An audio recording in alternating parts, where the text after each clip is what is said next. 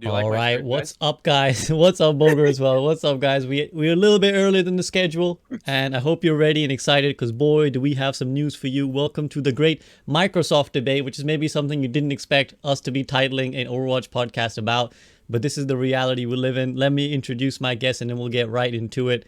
First and foremost, right down here is my man Flats. Flats, what up? Hello. I'm me. Yeah, Yeah, me. me. I'm me. Best introduction you can I'm in the get. top right on my end, so like it just All right, sorry. it wasn't clicking at first. Sorry. Bottom on my screen, top right on Flats' screen. Bottom left on my screen is my man Bogur. Yo, what's up? I have a cool shirt.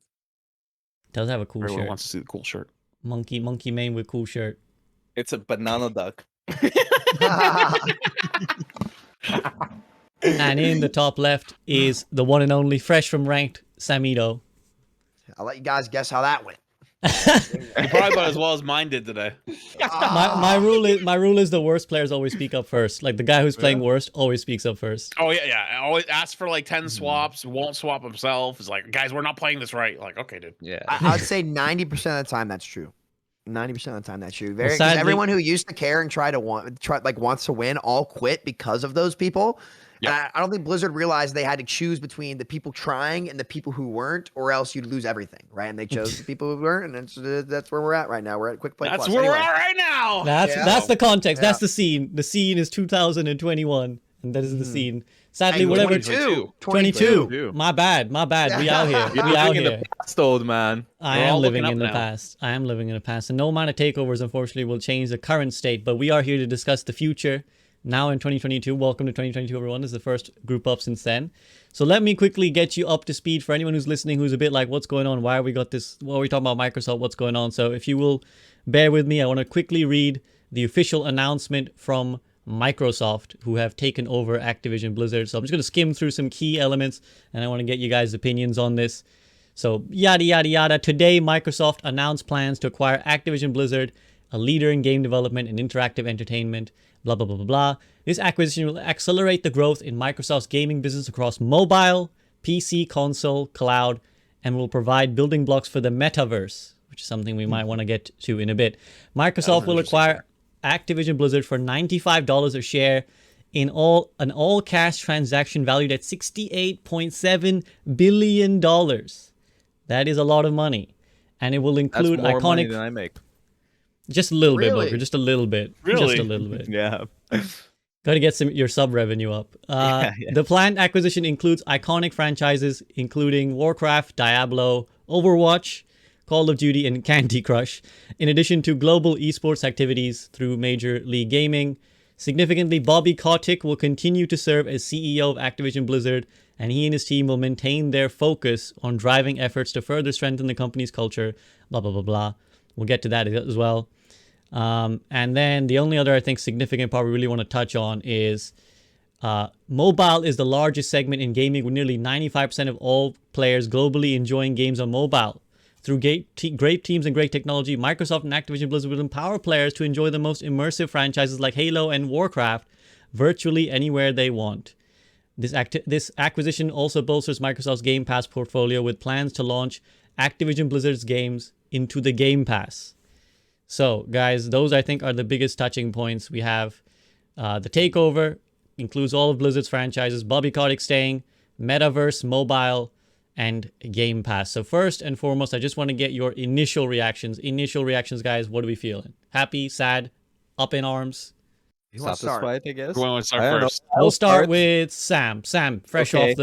off the game. There is something I want to come back to after this. That does have a lot to do with Microsoft. This is the best news we've received since Overwatch 2 was announced.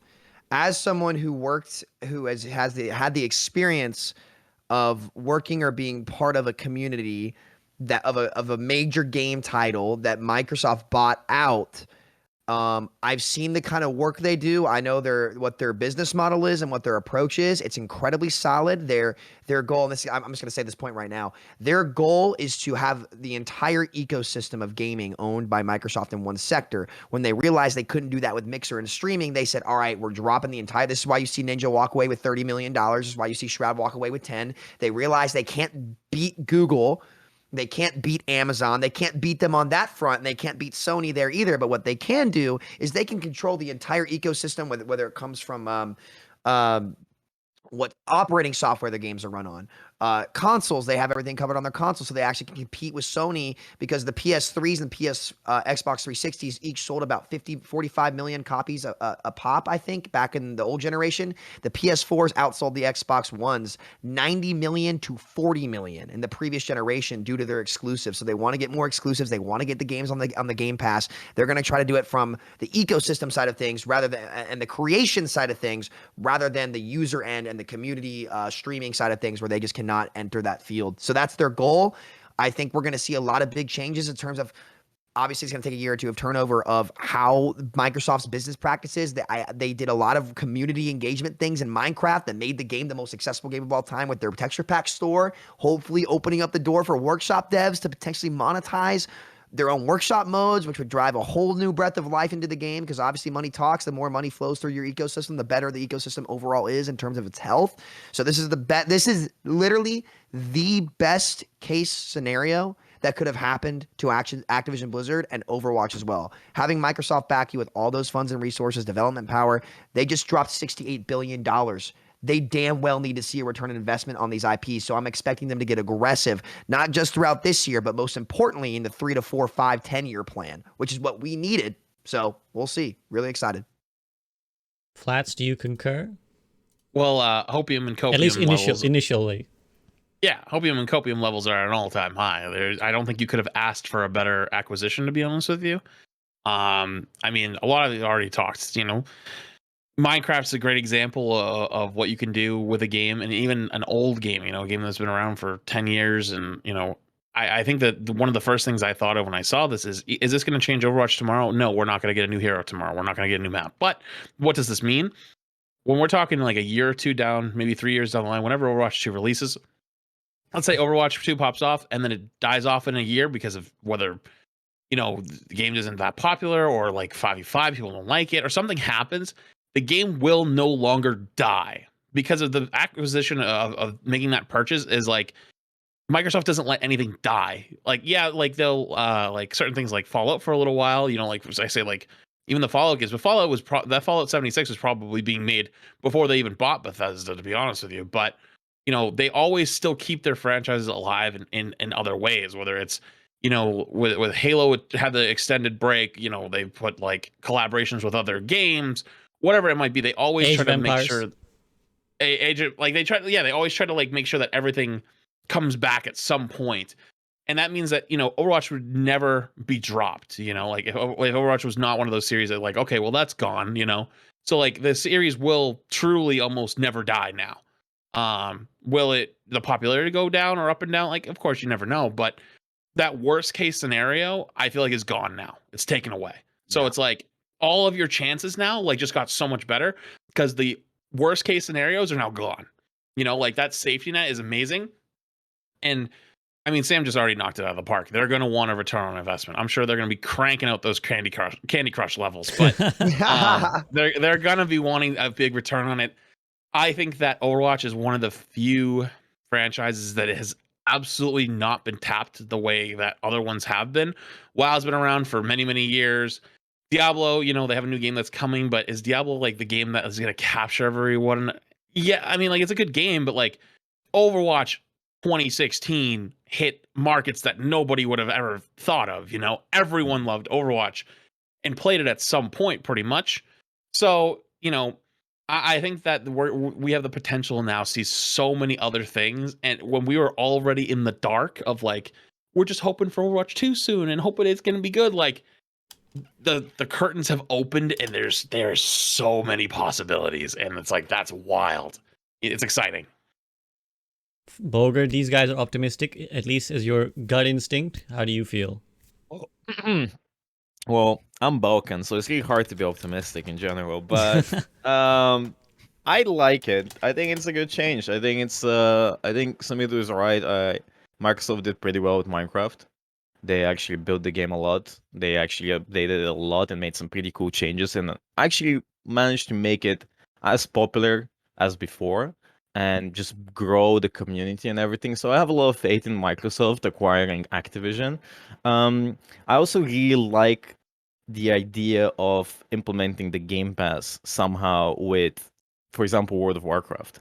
If you can implement the World of Warcraft subscription to the Game Pass, I think that's a great idea. For example, you're gonna get a lot of Game Pass subscribers that really like playing World of Warcraft, and you're gonna get a lot of new World of Warcraft players as well, from just Game Pass subscribers.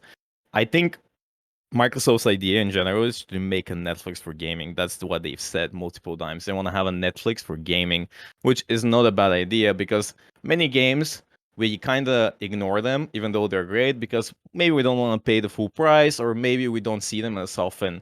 And if we're in a Game Pass situation where we pay a certain amount of money every month, we do want to get the best of our money and just use up what we have. We can play a lot of fun games. It's basically all in, and it's a great idea. I think Microsoft is a great company. They've been out there for many years. They're aggressively trying to put themselves in the gaming space and own as many companies as they can. So it is crazy, but they also bought Bethesda. Let's not forget they bought ZeniMax.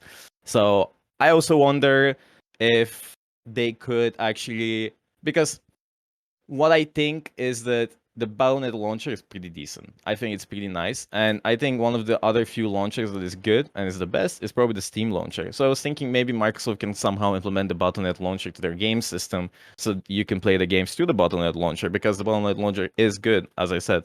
And I think it's a great idea. There's a lot of work that is gonna be done and has to be done for it to actually be successful, all of it. And I think Microsoft is willing to put in the work because Blizzard has a lot of great titles. They have amazing IPs. They have Overwatch, they have Warcraft, they have Starcraft, they have Diablo. Here's the Storm. Heroes of the Storm, yes. Oni Genji.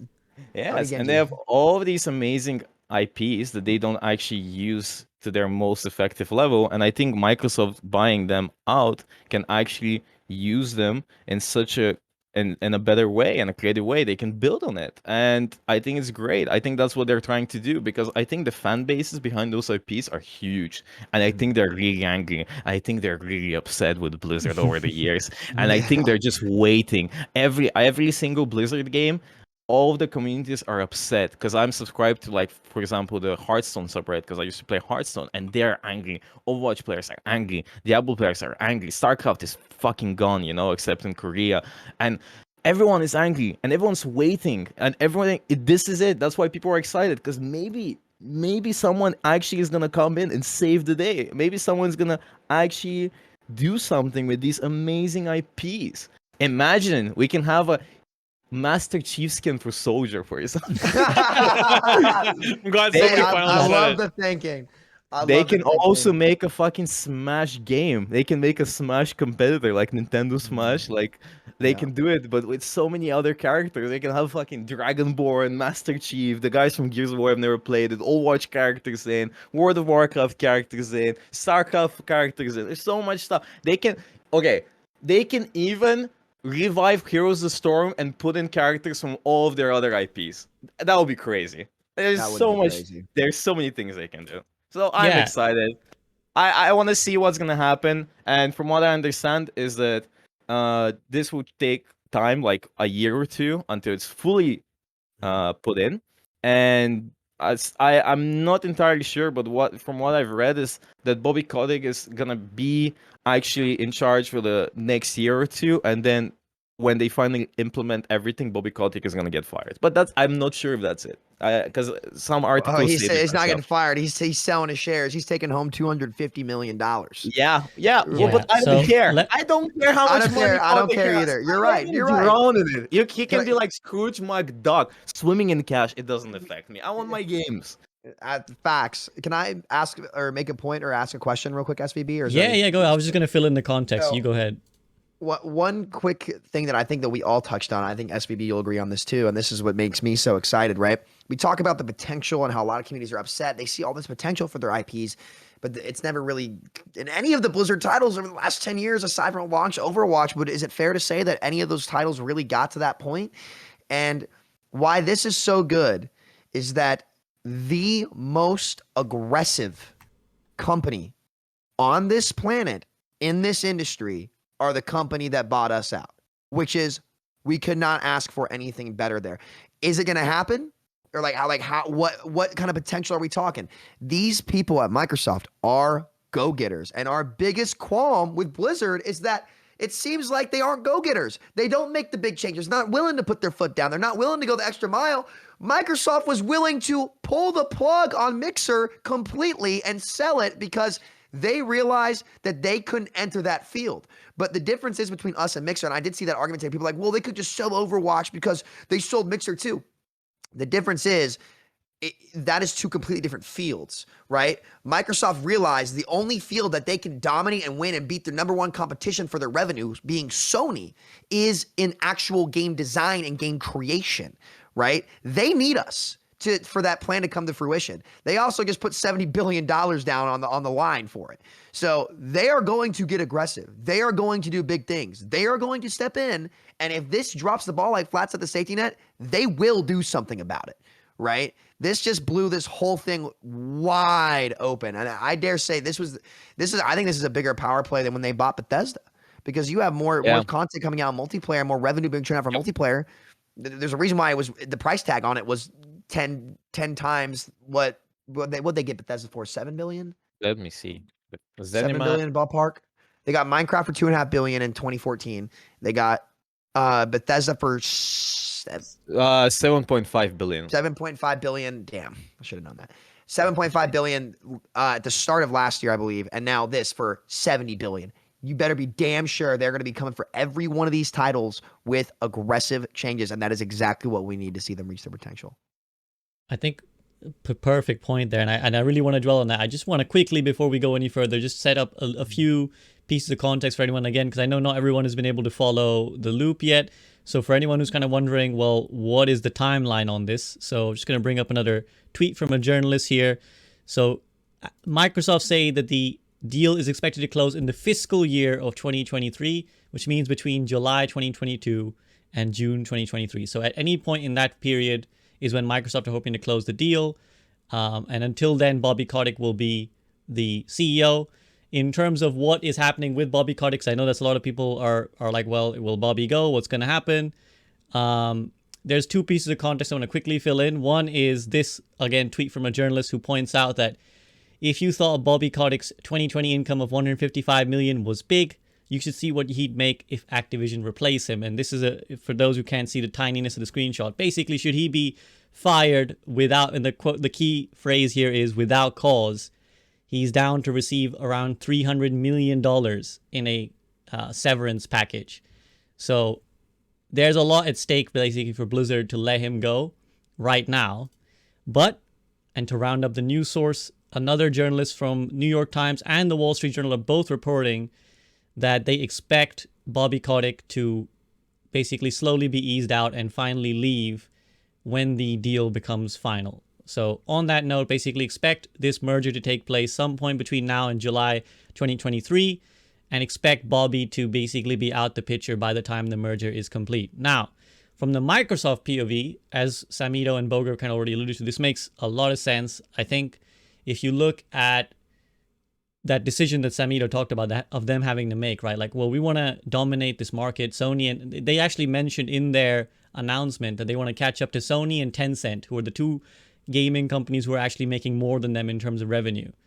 Now, you look at the market and you say, well, how can we get into, for example, the MMO market? How do we get into the MMO market? It's such a huge market, and there's two giants, World of Warcraft, Final Fantasy. How do we get into the FPS market? There's this giant, there's fucking Call of Duty. How do we get in and beat CSGO? How do we beat Valorant? You look at the card game market. How do we beat Magic the Gathering? How do we beat Hearthstone? And the fact that Blizzard is basically there in all those things, I think is probably the easy decision why Microsoft went for this, right? Is we can get one of the best games on pretty much every genre at once. So they got an MMO, a card game, a shooter, well, multiple shooters with Call of Duty as well. They got Diablo. They got Heroes of the Storm if they want to go back into the MOBA. And as a couple people already alluded to, with RDS, they can go back to StarCraft. They have not let Age of Empires die. They recently released Age of Empires, so there's a lot of hopium in the StarCraft community. So from the Microsoft POV flats, is this just a no-brainer? I would say, with as things that have been happening, obviously with, not to go too far into it, but like the, scandal at Blizzard and, knowing that they're going to have a lot of turnover, this is almost the perfect time, because there's a lot of, for lack of better terms, shit to clean up. And they're working on it, I saw an article the other day. It was like, I think like 35 people got released and another like 24 or something like that disciplined. And so little by little, they're trying to clean up the shit. So they're already going to have the turnover. So having Microsoft come in, when you acquire a new company, there's going to be a lot of turnover, there's only so many spots to fill. So it kind of makes a lot of sense for their end on all fronts, not only acquiring it, but I also think that maybe Microsoft has analyzed and realized, because like the amount of analytics and analytical skills and guys that they have that look into the numbers of this type of stuff, I would be willing to bet that the amount of money that is spent on a development team such as Overwatch, such as World of Warcraft, etc., maybe not Call of Duty, but maybe even so, is probably significantly less than something like Fortnite or Apex Legends or Valorant. So they realized that they're not spending enough money to get them the content that they need, and they don't have enough employees, and that they probably have made the assumption and ran the numbers that if they gave them more room to work with, because I think it's a foregone conclusion, it's like an open secret that Overwatch is understaffed. If you look at LinkedIn, you will see tons of openings for, still positions in Overwatch 2 that have not been filled yet. And you can only imagine with the small amount of content updates we've had with Overwatch 1, that probably most of the Overwatch 1 team is over there. So they can't keep the live service game really updated that well. And the second game is taking a long time to build. It's very easy to kind of put two and two together and say they're probably understaffed. That's only the thing we can see. There's probably other games that are also understaffed. And if they looked at that and said, hey, they're behind the rest of the industry in some of these categories, but these are great franchises that either once were great franchises or even still are, but are struggling. If we put more resources into them, got more aggressive, and tried to attack the industry instead of being passive and slowly just dribbling out little pieces of content, are they confident with that investment that they could turn it around and become on top? I think that they haven't analyzed it and said the answer is yes. And that is part of why they've decided to go forward with this. Of course, something like Candy Crush is going to make them tons of money. That thing prints money, but that's not all they want. A good business is diversified. They don't just have one source of income, They want to have multiple forms of income. So yeah, there's certain people that argue like, oh, but Candy Crush will make them all the money. It's the mobile games like that. The war games are so small. Yeah, we make the regular live service games make much less than a mobile that prints money. However, though, smart business will have both, and that's what they're going for. And they're going for all of it. They're going for the home run. They're going for absolutely everybody. They're going for the MMOs, the shooter games, as we just talked about. So I think that they have made that assumption, and they have made that, or not even assumption, they've run the data and they've said that they can do it. And I think that one of the most hopeful things and the biggest sources of hopium is with this acquisition, hopefully teams like the Overwatch team and others along Activision Blizzard not only get that leadership change that they desperately need, but they also get the resources that they need to not only be paid better, but also have more employees on, so they're not doing the work of 2 devs or 3 devs. And so they're not working super late hours and have big crunches. They're actually there. They have coworkers to lean on, to improve on, to have more content, and all of a sudden we're going from a game that gets one update every 4 months to maybe weekly, daily challenges and weekly events and weekly skins and community made stuff. Like everything is moving at top speed, and that only happens with manpower. And Apex is a great example of that. Every time Apex has had a problem recently, they've hired more people. Their cheater problem, they hired more people to monitor streams and monitor games to try to tackle the hackers. And every time, like they need more content, they need more cosmetics. Boom, they've gone out for it. Like I think that Microsoft has probably identified that as a solvable problem and are going to go for it. And I think that's my greatest source of hopium, and I think that's part of Microsoft's key strategy here. And I just want think- to. Sorry, go ahead, yes. Bogur. You go ahead. I was gonna say, I think what Microsoft did was great in the sense that they saw that Blizzard, that Activision was going down under with all this drama and the way the games were going. The Activision stocks were at the all-time low. Also, a lot of companies would pressure them, right? And Microsoft would pressure them as well. And I think they saw that as an opportunity to steal the company, basically, Yep, because I they think did. they just yoinked the company. They yoinked it. They really yoinked it. Real quick, it's Bogur, not, yeah. if you click on Activision Blizzard's stock right now, it says elevated volatility, Okay. which means that people are buying and selling it like Yes. crazy. Yes, And I saw it that. jumped from $63 to this Mhm. morning to 84. Yeah, I Just to put it in saw. I perspective. saw. Yeah, I saw. And they just yoinked it, and for such a low price. And I really don't think it's hard to make these games back to make them as popular as they used to be, because these games, all of the games Blizzard has, almost all of them, dominated their own respective genre.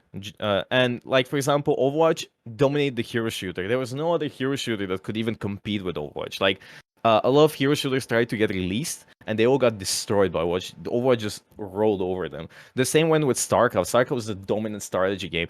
Diablo was the dominant hack and slash action RPG game. The most dominant MMO is still World of Warcraft. I think, I'm not sure the exact prices. I'm not price exact statistics, but it's still really popular and still makes them a lot of money. And the most dominant card game, I think, still is Hearthstone. I think, I'm not sure, but at least they used to be, right? And I don't think it's hard to make them as popular as they used to be, or even more popular, because the games, no matter how much we trash talk Blizzard, I think the games Blizzard has made initially are great. They work great. They're amazing. They look amazing. They sound amazing. They're really addictive. There's just something about Blizzard games, you know, when you play them, they fill up your soul. They like, it feels so good. It feels so immersive. It goes for every Blizzard game, except Warcraft Reforged. And I think Microsoft really saw it. Like, they're like, this is the perfect chance. It's not it's like they saw it. They saw Activision are struggling and their stocks are low, and they're like, this is it. We're gonna yoink this company, we're gonna invest in these games, and we're gonna make billions of dollars. This is it. Because these guys at Activision, they don't know what the fuck they're doing. They're greedy as fuck. Look, like, we have the resource, we have the manpower, we have the desire, we're aggressive, we're gonna be there, we're gonna take risks, and we're gonna take over the gaming industry. Because if they manage to bring back the glory that Blizzard used to have, they can dominate the gaming industry again, because there's not many hero shooters that are really good. Valorant is a very different game to Overwatch. I know people compare it, but it's very different. Like, there isn't many games that can compare to Hearthstone, World of Warcraft, yada yada yada. And if they actually put in the effort and the manpower to really push these games in the right direction, they're gonna dominate the entire gaming sphere. Sam, do you agree with this? Oh, completely. And I'd like to just re-emphasize what Bogur said. Do you guys remember the comments that the head of gaming at Microsoft made about Activision Blizzard weeks ago? Wasn't They it said- like He said, like, we're reassessing. We're gonna Yeah, we're gonna reassess our reevaluate relationship. our relationship. And you know what that did to the stock? Yoink. Yoink. Yoink! That was smart. That was smart. That was really Yes. smart. I mean, I don't think Bogur could have said it any better. I've been fortunate enough to see Microsoft take over a big title, and we worked alongside back when I worked at Mindplex. I'm not sure if you guys know what that is. It was one of the most prominent server networks in Minecraft at the time. We would average 40K to 50K concurrent players before Hypixel dominated us, unfortunately. Or fortunately, I guess. The better company won, and I'm not upset about that whatsoever. But I was fortunate enough to hear a lot about the talks with Microsoft, how they approach the business, how they approach the game, how they approach Bedrock Edition. And Mineplex is one of now 5 Minecraft partners, I think, and they do well on Bedrock. Just Java Edition unfortunately died out. But the way that they approach these things is really, really good. And with where the industry's at now compared to 10 years ago when they did this, look, I know a lot of people like to talk about like, oh, the copium for Overwatch, the hopium, all the BS. Blizzard's bad. Say what you want about Activision Blizzard, but there is not a bigger ego challenger than Microsoft in this field. And if you doubt Microsoft, you will lose. It might take 2 years, it might take 3, it might take 4, but one of these days they're going to come out here and they're going to crush it, because that is what they do. They're Microsoft, and they could not be more excited. About what they're going to be able to do with the company. And I just want to kind of piggyback off something that Flat said, which is, a good company will diversify. I think that's a very important point. I just want to elaborate, because some people might look at the figures, because like nearly $80 billion. Some people are like, what the fuck kind of money is that? Like, how do they expect to recoup that kind of money? And there's 2 things I want to say, and it also goes back to what Bogur said about trying to create the Netflix of gaming. And a lot of these companies like Netflix, they operate on losses for quite a long time. Like Netflix does this, Uber does this as well, right? Uber has operated on losses for a long time. And they still continue to pump money in. They continue to try and dominate more of the market share. And you might ask yourself why. Well, it doesn't make business sense on the face of it. But it all comes down to the idea of dominating the market, of creating a monopoly, or as close as you can, as close as the legislators will allow you. And if you're Netflix, you're basically dominating the TV market, right? You're the #1 streaming platform. So much of internet traffic goes towards your website. And eventually what you're trying to create is a system where people won't ever unsubscribe to you. Right? They'll never unsubscribe. Like, if all of us have Netflix accounts or have access to someone else's Netflix accounts, I'm not going to unsubscribe from Netflix. There's always something good coming out. And I think most people are now just resigned to paying whatever the $5, £5, whatever a month it is their subscription is, for as long as they can see. And that's perfect for a company to know that X number of people will forever give them X amount of money. And that is fine, because eventually once you have enough of the market share, then you can start to pull some more slimy shit. Then you can start to raise prices. Then you can start to strong arm things. And that's where, even if you were operating on losses earlier, you can start to maximize your profits now. And again, for someone like Uber, when self-driving cars are finally realized, then they can cut costs on drivers, for example, and that's how they'll up their profits. So bringing it back to Microsoft, well, they're trying to create this Game Pass system, right? Where everything is on the Game Pass. Every game is on the Game Pass. Maybe you even get an Amazon Prime account. You get a Netflix subscription, all in the Game Pass. So even if they have to invest $80 billion to get Activision Blizzard to make their IP stronger, in the long term, when everybody has a Game Pass account, because we'll all have to get one, right? If from now on the future Overwatch is in the Game Pass, and we'll get to this in a second, we're all going to have to get a Game Pass. And then when all of us have a Game Pass, Microsoft has whatever billion number of people subscribe to the Game Pass. Now is when they make their real money. Now is when they get the control. So I think on the business side of things, that's one of the elements. But let's talk on that front now, guys, which is, let's say, because there's a long future here, right? It's not just a 1 year thing. It's not a 2 month thing. It's not a 5 year thing. It's like a forever thing now. So let's talk, like, what do you see happening in the next 12 months? Obviously the merger will take a little bit of time, but what do you see happening in the next 12 months? I understand that the devs are a little bit also surprised by this. I don't think the devs are particularly in the know on this. They're also kind of reacting and, oh, what the hell? So what happens in the next 12 months? And then what happens in the 1 year to 5 year? I don't think anything's gonna happen in the next 12 months, realistically. I think they might announce a few things. I'm more interested to see what happens later on, and I'm also more interested in finding out how they handle the esports, because Blizzard has a few esports here and there. They have Call of Duty, they have Overwatch League and stuff, and Microsoft now owns them, right? Pretty sure, because Activision owns them. Yeah.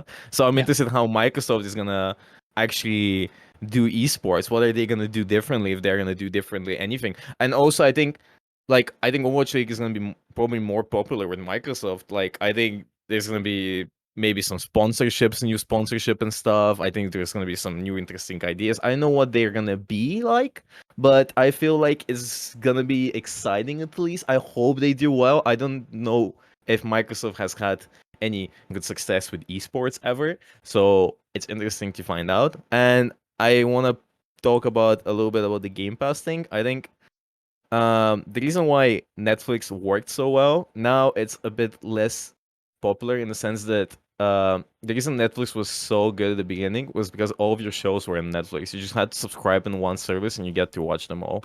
And now with Disney Plus and Hulu and whatever else, I don't know them all.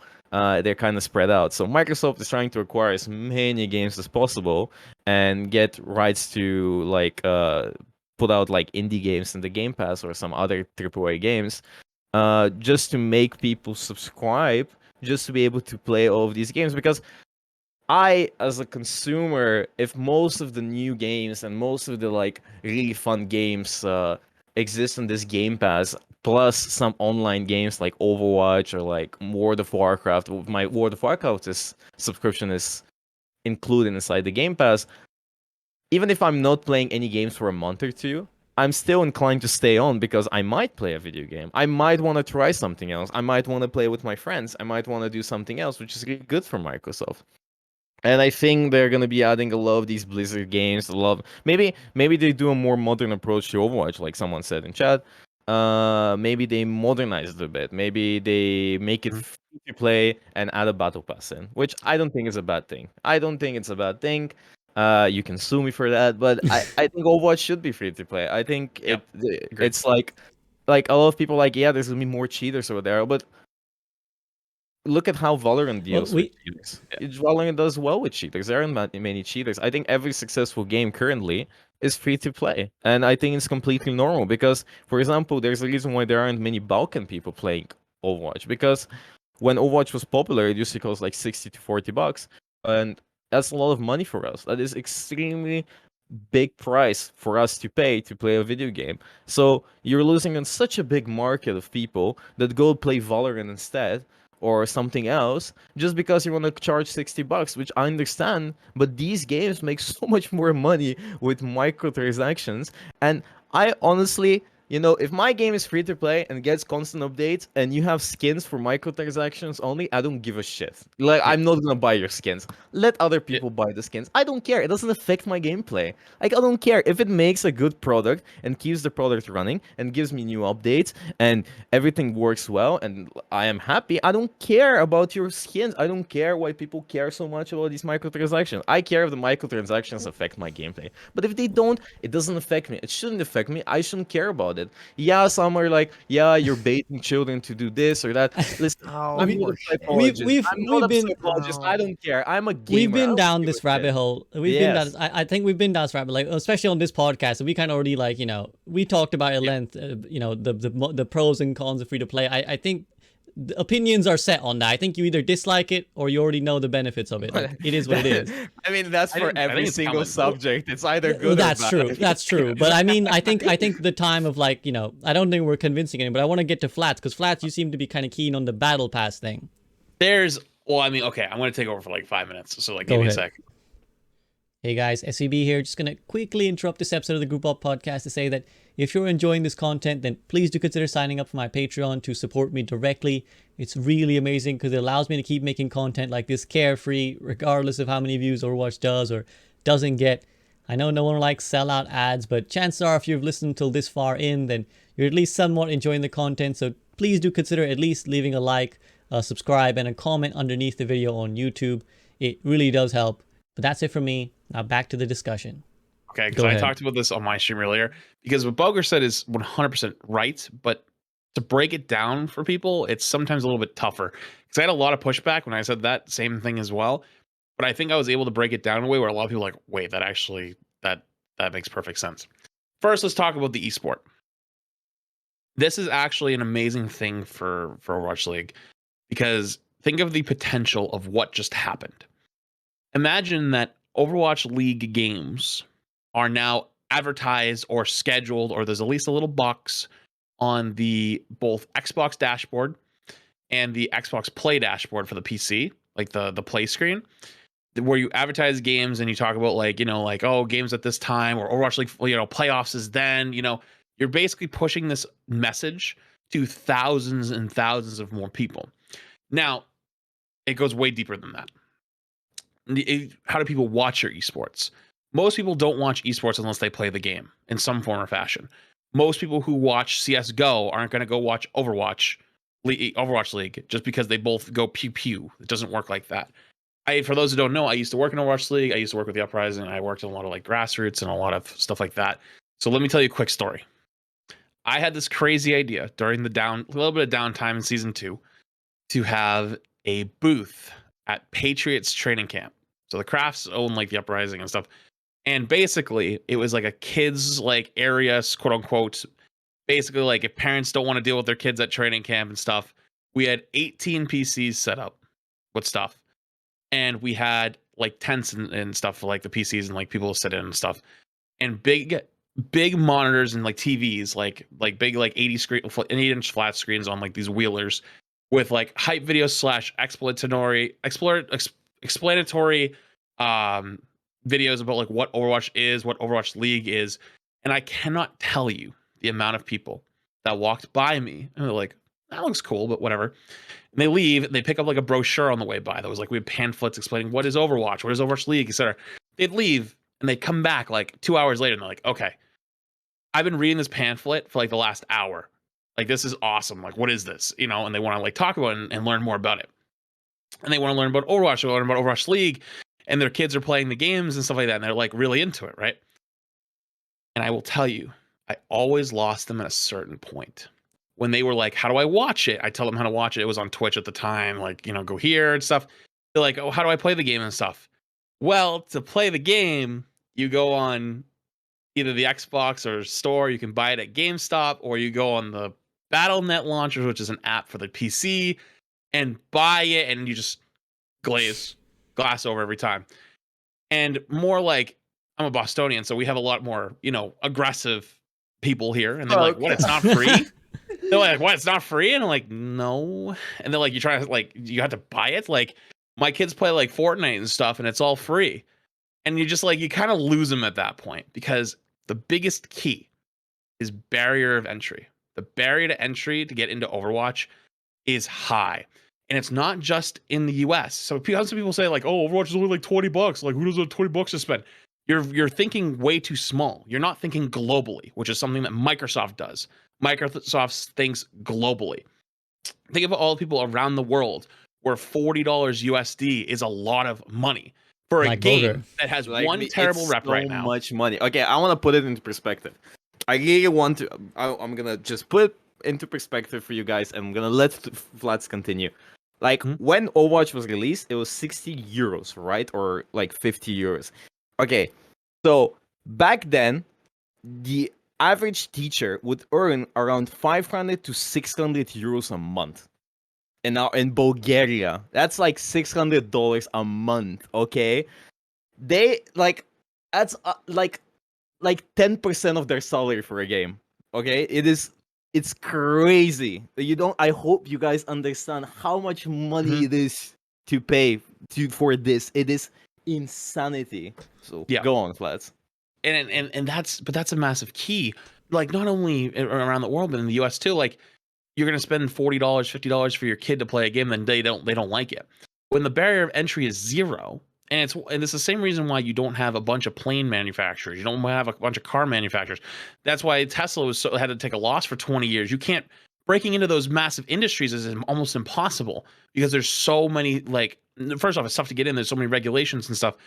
What this does, it removes all the barriers to getting to try the game, you know? And I'm sure that, like, you know, for some people that's not a lot of money, but around the world it is a lot of money to a lot of people.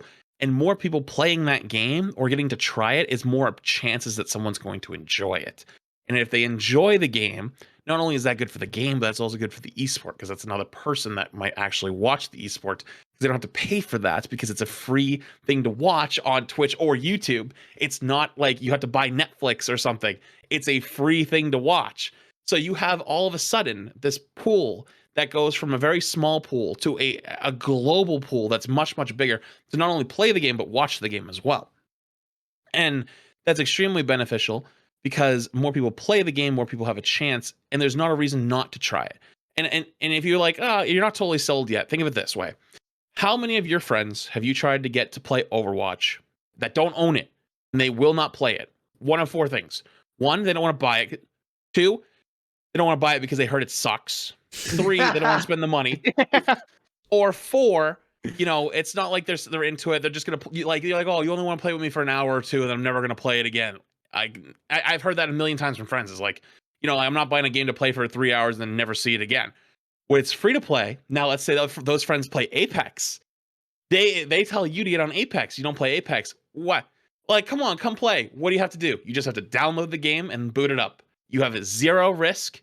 Even if you don't play the game again for months, you just uninstall it and move on. Zero risk. But it could end up happening is you enjoyed yourself and you go back the next day and you had fun again. And all of a sudden, you go from a point where there's a barrier for all these people to come in with already all the bad publicity of Overwatch to zero. You open that up so far, not only just in the US, but globally, that something like Overwatch esports could absolutely go to the moon, because there's the amount of resources that Microsoft has to help push that, even in just their most basic forms of their dashboard, because they always advertise stuff, sales, whatever it is, just like a little thing that says like, oh, hey, Overwatch League is on at 5:00 today. It seems so simple, but they now have a reason to not only watch it, but they have a reason to try the game, because there's what's the risk. And if that's the case, then it also, their player base is higher, which makes them want to make more content, because there's more ways to monetize. More ways to monetize and more eyes coming in is more people that come in. They're like, I actually enjoyed this game. Like, I like this skin. I'll buy it. What's, you know, I didn't pay for the game. How many people have done this in Valorant? I didn't pay for the game. Like, if I spend $5 for a skin, that's no big deal. And then you just justify it's like, I only paid $5 for the game. That's nothing. And before I pass on, I know I've dominated for a while, so I'm sorry. Oh, you're good. You're good. Here we go. We're here Think to of talk. it this way. Everyone said Game Pass is the key. So how does Game Pass work into this? Oh, I'm glad you asked. Overwatch PvP, free to play battle pass. They're pushing this content. The door's going a million miles an hour. What about the PvE that everyone speculated is going to be a paid DLC? Or not DLC, a paid part of the game. What if you put the paid part of PvE on the Game Pass and the PvP is free? So if you have the Game Pass, you still get the PvE.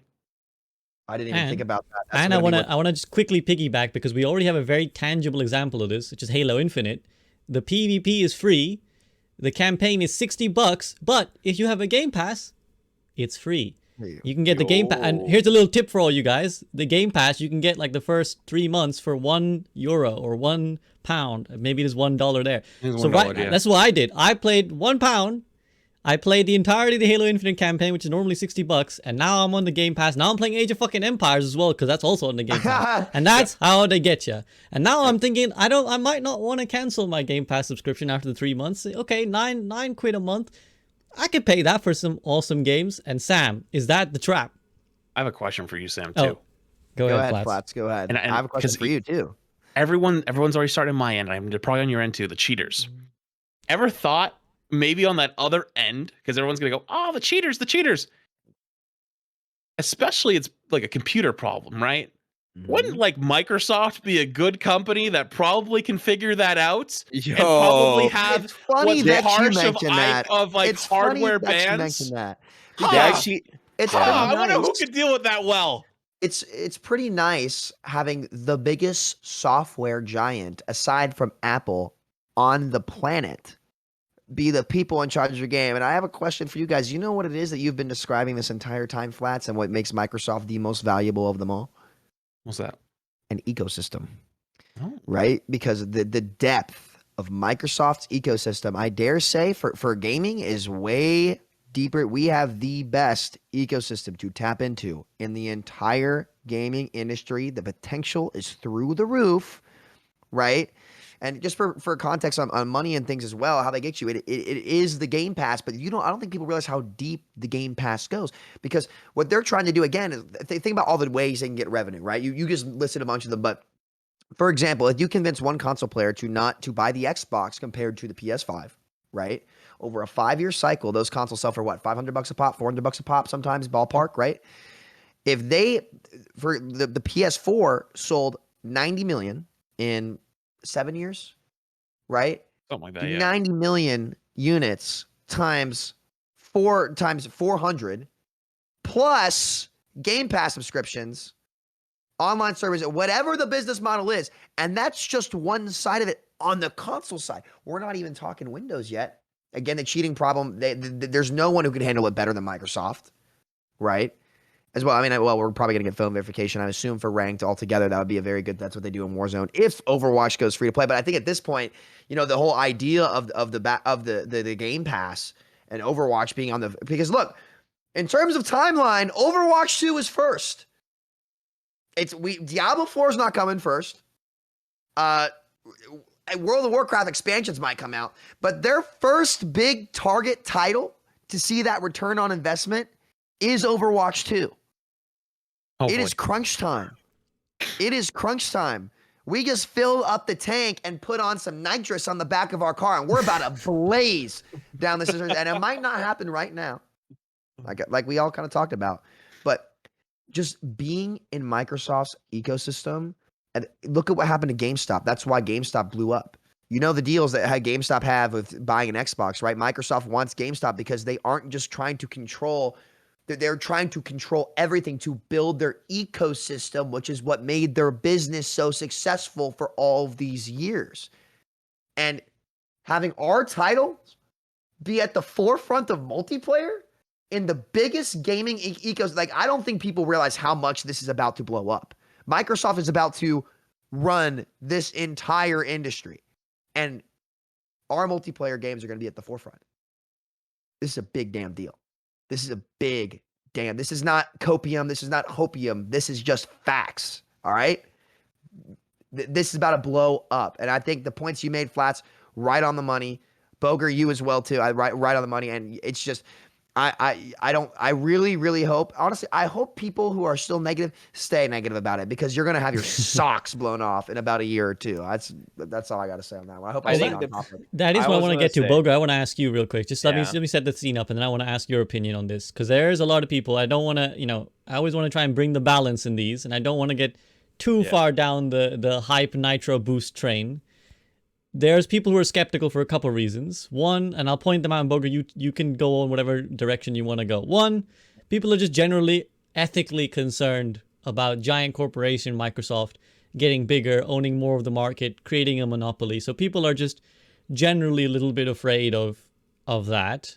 But also on a much, much smaller scale, we've got people who are, let's say, PlayStation players or Nintendo Switch players who are like, hey, is this bad for us? Because if Microsoft makes Overwatch or Overwatch 2 like PS or Xbox exclusive, or tries to push in that direction, and certainly for future Blizzard games, is that not bad for us? So Bogur, whatever you want to go, what's the negatives? What's the downsides of this? Are there any downsides that you can see? Well, people are upset about like Microsoft buying Blizzard, Activision, because they started aggressively buying a lot of these companies, and people are kind of scared that Microsoft is going to become the new Disney for gaming stuff, for computer stuff especially, because they already own a lot of, like, they own Windows obviously, and they now own a lot of games, and like they own, like, they're slowly becoming this like gaming monopoly, like we don't know where they're gonna be headed, of course, but the way they're doing stuff, I'm pretty sure there's even laws against like big corporations making these This massive deal hasn't been monopolies. approved yet either, by the way.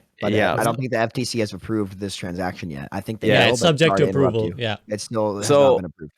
People are scared because having so many having a company own so much of the market share of gaming, for example, is bad, because then there's going to be no competition. Then they can do whatever they want with us, right? And that's kind of what's happening with Disney. But I for one welcome my Microsoft overlords. I for one accept them, because I don't know, if I have to choose between a bunch of really bad studios that are really like a lot smaller than Microsoft, like obviously they're not small, Activision isn't small, or like EA, and them owning my favorite games and my favorite franchises, and because them running them down underground, 6 foot under, and like putting up a lot of dirt above them just to get the most money they can, or just milking the shit out of it, right? If I have to choose between these smaller companies and Microsoft owning everything and trying to really keep the games alive and really do the best they can to really succeed, I would choose Microsoft. I'll be honest, I prefer to be monopolized by Microsoft, like the big Can I add on guys to that? yeah. And you hit the nail on the head there, because some of these corporations can't afford to not milk it. Microsoft can. And that's what they've done. They don't milk their titles. They don't change huge gameplay things. They make so much revenue, like Flat said, from so many different avenues. They don't have to introduce any unhealthy monetization policies that would end up hurting their game. In fact, what I've seen them do more often than not, and you can see them do this in Minecraft, is actually enable the community to monetize games, which thus increases content even more. I'm sorry to interrupt you, Bogur. You go right back ahead, but you're hitting the money right on. You're hitting the money. You're right on the money, hitting the nail right in the head.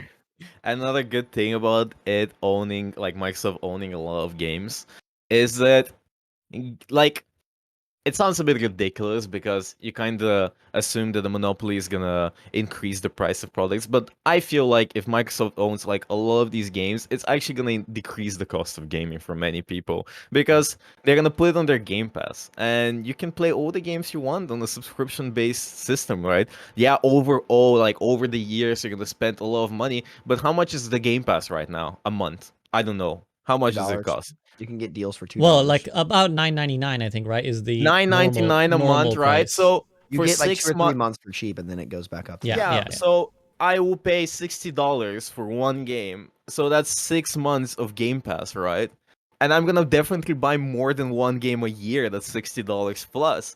Or I can just subscribe to the Game Pass and have all these games for like super cheap, plus additional games on top, plus additional rewards or something coming in with the Blizzard acquisition, and all of a sudden it actually becomes cheaper and more comfortable for me to buy it. Because instead of me buying, oh, this game is on Epic, oh, this game is in the EA store, this game is in Origins, this is there and this is there, I just subscribe to Microsoft Game Pass, and I'm like sitting there and I have everything on there and everything else is on Steam, and I'm like, yes, gaming is great, I love gaming.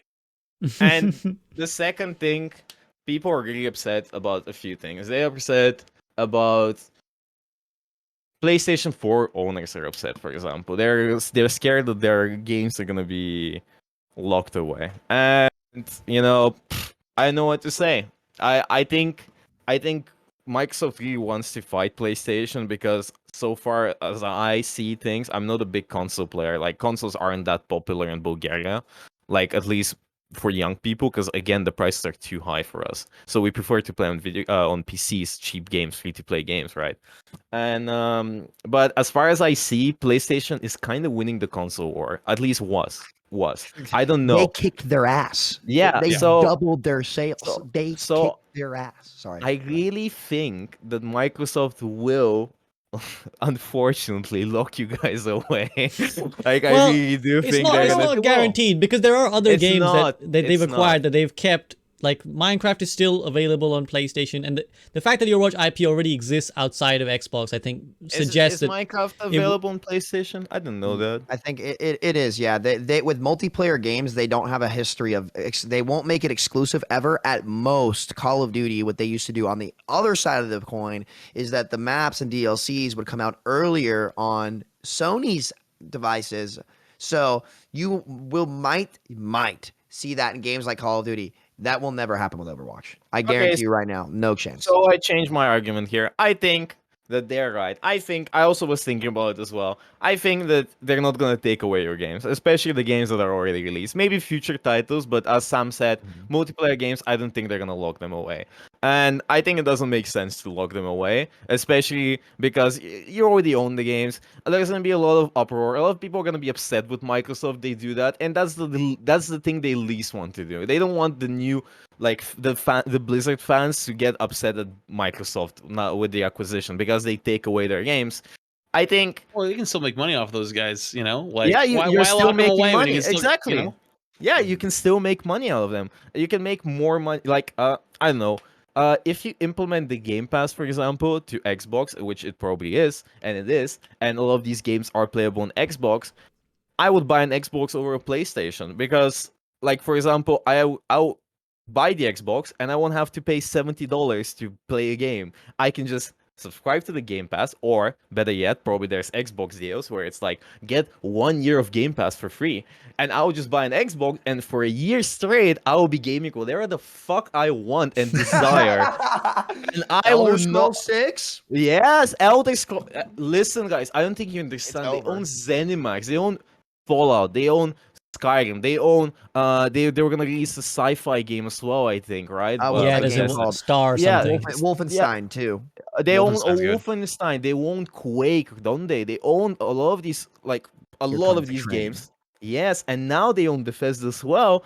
And like Diablo 4 gets released, or I want to play Diablo 3. I want to play Diablo 2 on Xbox. I want to play Diablo 1. Fuck it. I will just subscribe to the Game Pass and I can play all of it for free for a year straight because I bought an Xbox instead of buying a PlayStation. I think they win either way, and just them locking out, like taking away your games like a greedy company, which they do not want to be seen as. They don't want to be seen as this greedy company like There's more money to Activision. be made. If they Yeah, just- there's.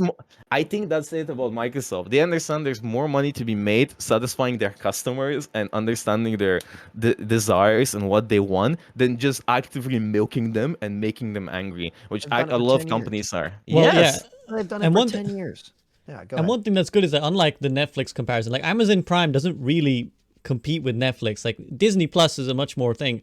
At least in the gaming front, they're still not number one, Microsoft, right? Sony's still beating them, and so there's still challengers, I think, that will keep them in check to stop them from being wildly, like exploited or anything. So they can't afford to. The way Apple keeps them in check on hardware, I think there's too many other companies that would keep them in check on the Game Pass for them to try and really get away with something bullshit. But Flats, do you see any other doubts? Is there anything you are concerned about, or is it all thumbs up for you? I mean, the concerns are here's the concerns. The time. How long is it going to take to actually be able to do anything? Like, if we don't see changes for 5 years, that's going to suck. You know what I mean? Like, yeah, that means that the Overwatch franchise will still live on forever, but 5 years of just nothing, man, that would just be awful, But going and building off that is like, if it is faster, you don't want to like inhibit your developers from making the game. Like if Overwatch 2 is good to go and it's pretty much made and it's ready, and they're pushing it out, and then there's a complete philosophy swap, right? Like in the game, whether they're right or wrong to make the philosophy swap, you're gonna confuse the absolute shit out of your player base. Like I don't know what they could end up deciding to do, but if they end up like wanting to control everything because they don't like the way it's going when a product is already finished, my concern there would be like, these titles are amazing, and almost all of them are legendary. They have had their time in the sun. It's just that time has passed. And I think that adding to it and bringing more people in and more manpower could revitalize them and bring them to what they really are capable of doing. And for those who think it's not possible, I mean, Fortnite's back. For those who haven't realized, Fortnite kind of died off for like 6 months to a year, but like now it's like back. I don't know if anyone's noticed, but like they're popping off again all of They a got sudden. Dwayne the Rock Johnson. I mean, Yeah, they're all of a sudden popping off again. Very honestly, kind of very quietly. Like I feel like people like aren't really talking about it as much, but like their numbers are back to where they were, like no problem. And I think they invested back into their gaming and they started doing the things that people loved. And on an esports side, they have more stuff they got to figure out. But my only concern would be, if the clashes in there cause problems for the game, philosophy wise, as opposed to at first reinforcing. If they reinforce and then want to change, that's different. But I think like if somebody comes in the room and you've been doing something a certain way for years and they come in and tell you, no, like you're terrible, like you got to swap that right now, there's going to be conflict. I think it's at first better to build it and try to like support what's going on and like building the game to be better. And then once that reinforcement is there, it's like, okay, is that not working? Is that not looking good? Let's have a change in focus here, you know, because that would be a very scary result. Is like, you know, if and when, you know, Overwatch 2 comes out, all of a sudden like there's clashes at the top and like the game is not, you know what I mean? Like all of a sudden there's infighting and we're not getting like the best quality content. But then again, this is not like going to happen. I don't think. I think we're gonna be okay. But it's obviously still a concern, you know, when you bring in a whole new team and a whole new company takes over, there's bound to be some changes, you know. But I think it's not a hostile takeover. I think it's going to be a smooth transition, and they're probably. It's what the employees wanted at Blizzard, clearly. Yeah, I mean, I think they're going to enjoy having to not have to do 2 to 3 people's work, you know. I think it's going to be fine. PR of the last 6 months too. I mean, Yeah. it's just sorry to interrupt, my fault. But. Oh, you're No, fine. I was from Sean. I wonder if like a concern of mine I'm thinking about is what if they just focus on mobile gaming mostly? Like I don't know. If Overwatch it's Mobile is guaranteed now, by the way. like in case yeah, anyone exactly. didn't I'm not a bring that big up. mobile Guaranteed. gamer. And so for me personally, it would suck really hard if, like, for example, they pull away resource from the main games, which I don't think they will, but it's a possibility. It doesn't make sense. Like Flats talked about earlier. Like, reinforce Yeah, exactly. I'm just being like, yeah. I'm just discussing. It's not like I believe they're gonna do it. I don't think. No, it'd be I accepted appreciate either, but because I feel like they talked a lot about like mobile games and how they're excited about mobile games. They talked a lot about mobile games in their article and in their announcement or whatever. So I'm kind of worried. Maybe like Diablo Mobile is finally coming out if it didn't come out, and like maybe You like guys not have phones? No. yeah, we I was don't gonna have make the phones, joke and I yeah. stopped. Yeah. And what if they just like maybe they acquired Activision just for Candy Crush, guys? I mean, I wouldn't be Possible. surprised. Well, I I would. mean, I mean, Candy Crush is pretty Candy fucking Crush huge. pops. Don't get me wrong, but I mean, like, you have to like. I think that's mobile is definitely part of their strategy. They are a global thinking company, and I think that's part of like, you know, what they understand is most, you know, like more people have a phone than a console, right? And being That's able true. to Everyone has tap a every phone. market is their goal, you know. And obviously, the mobile games are going to be a massive part of that. Mobile games basically print money.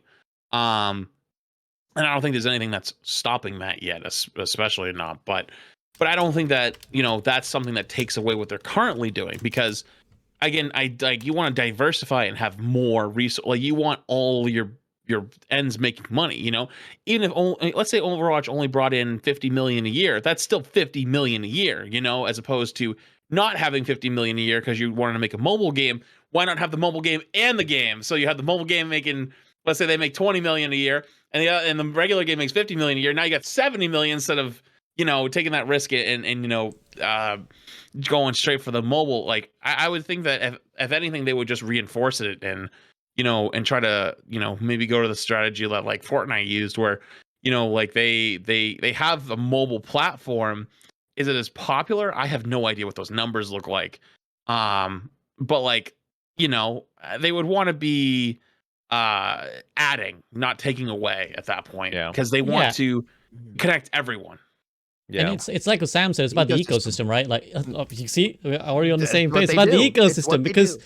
it doesn't make sense. Like, if you already got the IP out, then they thrive or fall simultaneously. Like, Overwatch Mobile won't pop if Overwatch PC game is dog shit, right? Like, if nobody's playing that game, nobody's gonna play the mobile game. So now that the game's already out, they have to go with it. What are your thoughts on this one, Sam? Before we kind of change tack a little bit.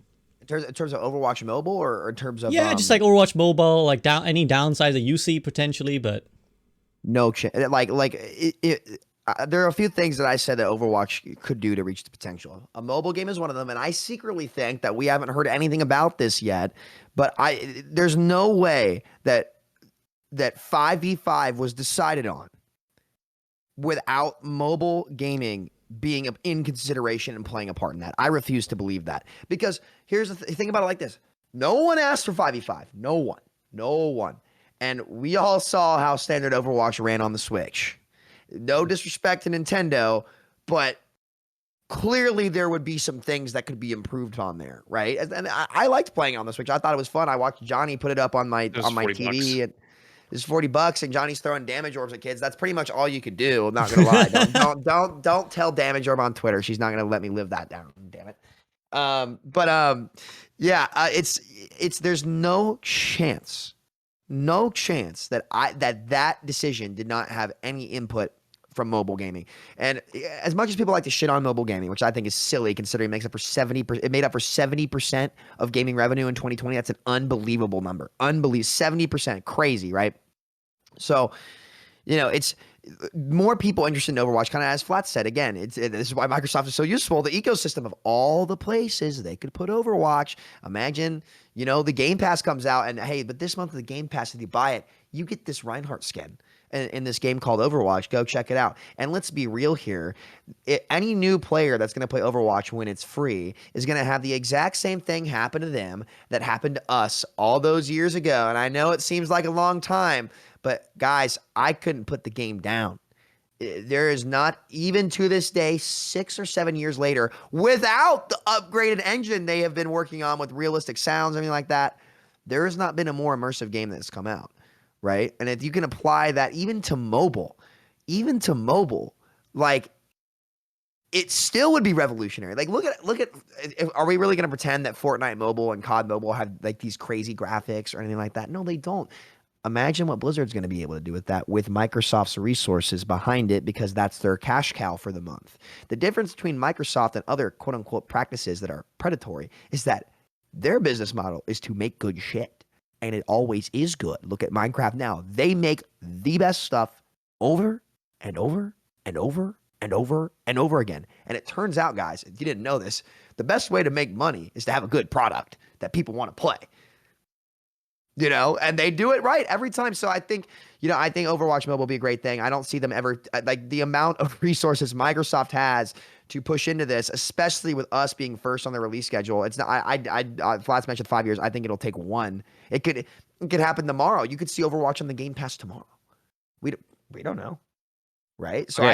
I think it does fit in our timeline for Overwatch 2. I do. And Yeah. I think I'm really excited about it. Can I play devil's advocate for Sure. something? Yeah.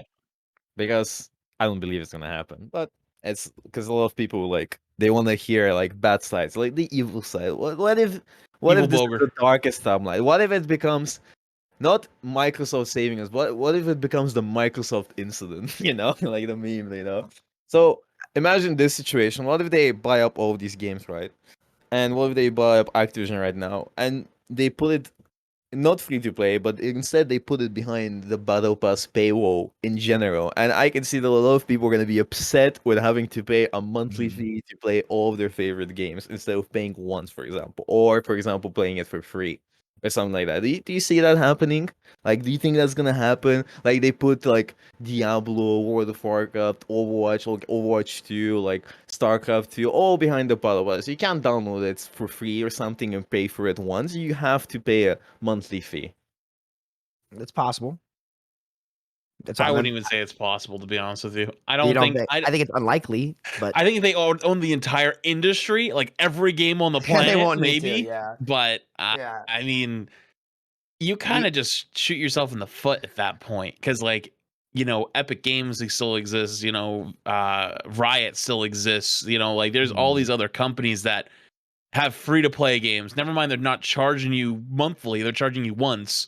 If you normally buy a regular retail game, or the big juggernaut games charge you nothing. Like, you kind of like have to you trade any kind of heart, like their love for that game, for money, and then it dies. Like, Yeah. it's for lack of a better term, it would be the same thing as like selling out your audience as a content creator for, like, let's say you got into like NFTs and you rug pulled your audience, like your entire audience would leave. You know what I mean? Like, I made a few yeah. $1,000. Let's go. yeah, like you trade your whole career, your entire audience, everything you've built Chad up Winston, man. for one payoff. That's what it would be, the equivalent of that, and that just be just like, to be the stupidest thing you could do. Like, especially if you're someone that was like successful and you're growing, and it's like, why would you ever do that? And I think that's why it's not even on the table realistically, because you could put some stuff behind that paywall, and I think the PvE is going to be the thing that probably goes behind that paywall. Yeah.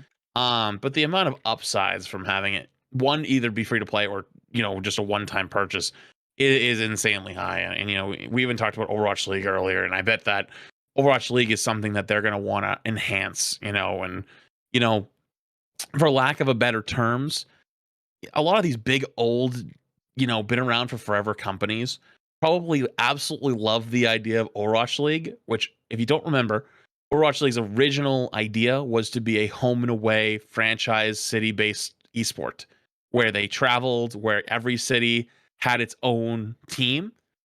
And a lot of that is traditional sports.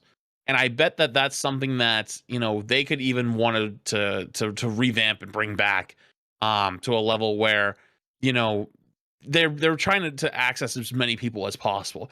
Technically, if esports was as popular as, say, football in the US, you could technically do something like that. But the problem is esports is so small. I think that with Microsoft looking more globally, you have all of a sudden, even an Overwatch mobile.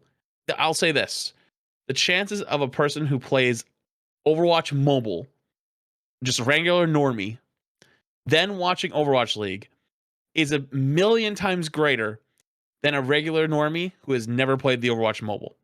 Why? Because they at least had the experience and they have a reason to they have that connection. There is at least that connection at some point. The door has opened. The door has been shown to them. The other person doesn't even know the door exists. Can I give you a stat? That's a long term. Go ahead. You ready for a crazy stat? And this is how you're completely right in terms of actual business. When I worked at Mineplex, we were kind of having that same thing where people had already bought the Minecraft as a game in order to connect to our server. And we averaged maybe 5 to 10 million monthly active users a month, I think, at the time. I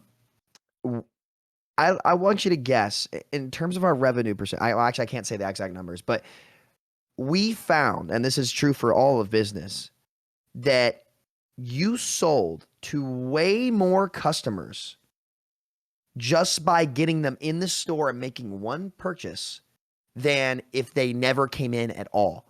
Like a overwhelming number of the sales that were actually made, and we'll gauge that as consumer interest because you're not going to buy a product if you're not interested in it, correct? Yep.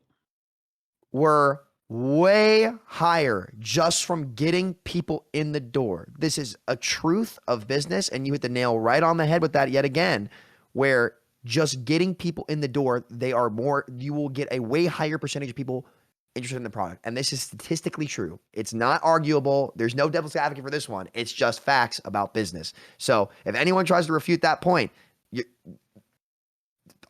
writing's on the wall, folks. The writing's on the wall. You couldn't say it better.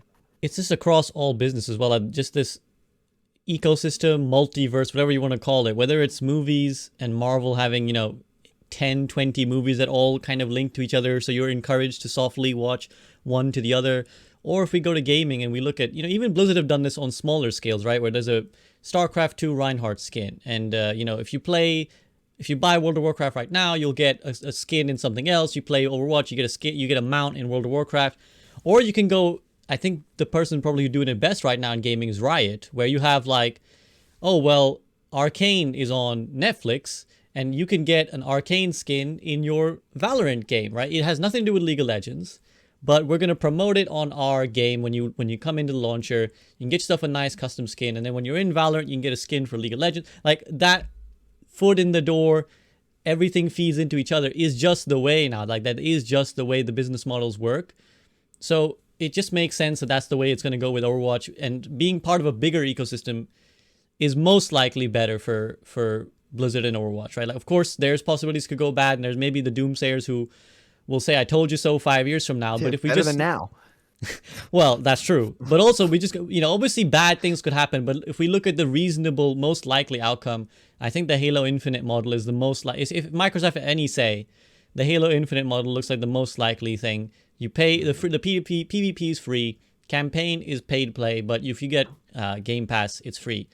And on that note, unless you guys have anything else to add, I want to ask, now, where do you see the possibilities going? Like, speaking of this ecosystem, the what could happen, what tie-ups could happen, where can we go with Overwatch in particular? Like, what do you expect to happen? Bogur, you haven't spoken in a while. I'll let you get in there. So the question is, what do I expect to happen?